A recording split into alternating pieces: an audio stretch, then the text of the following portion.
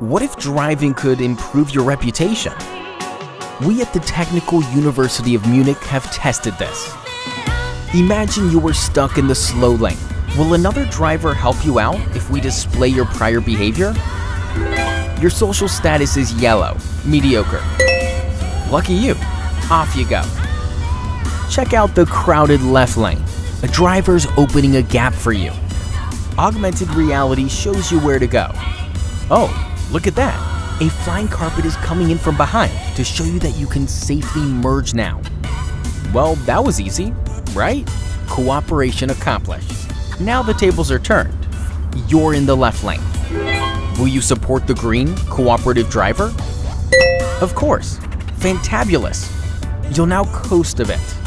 No worries, it'll only set you back a second. There's the carpet again. Thanks to you, the other driver doesn't have to wait behind the truck. Because of your charity, your status becomes green. And next time you're in need, other drivers will repay the favor.